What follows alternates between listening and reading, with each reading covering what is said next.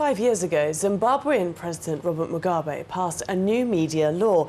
It heavily restricts journalists. It was seen by many as his way of silencing his critics. Well, in the run-up to March elections, more freedom is gradually being given to foreign reporters and media owners.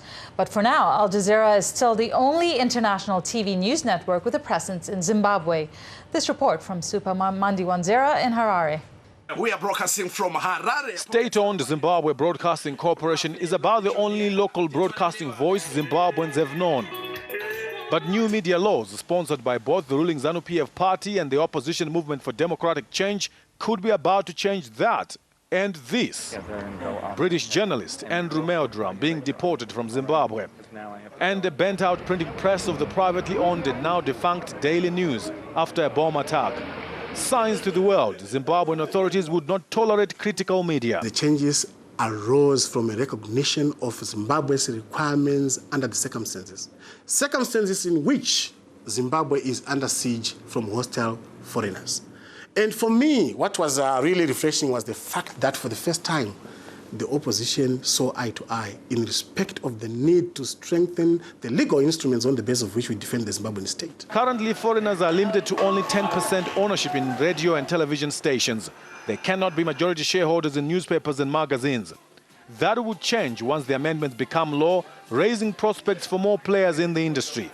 Journalists who currently need government accreditation to practice will no longer have this as a requirement, which means more independence and less pressure to please authorities in their work. It will no longer be an offence to practice as a journalist without that registration or accreditation. But that doesn't essentially make a lot of difference to the oppressive media edifice that the state has constructed in the past. That will remain under the new regulatory body.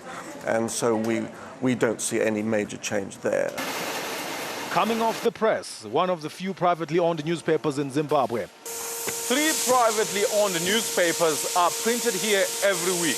That's about all the mainstream private press you will see in this country. So there's growing enthusiasm, not only out there, but even in here, that with the amendments to the media laws, more private newspapers could come on stream, guaranteeing jobs here and creating new employment. Zimbabwe Union of Journalists recognizes the benefits, but it's angry it was not consulted before ZANU-PF and the MDC agreed to endorse the amendments in Parliament.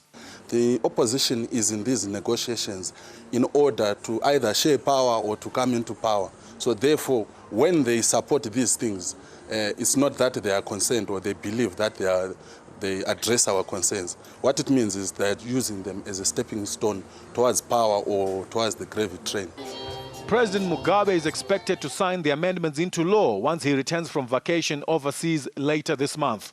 The ruling party and the opposition agreed to the amendments as part of wider negotiations to end the country's political crisis. South African President Thabo Mbeki is mediating in those talks. Supa Mandiwanzira, Al Jazeera, Harare.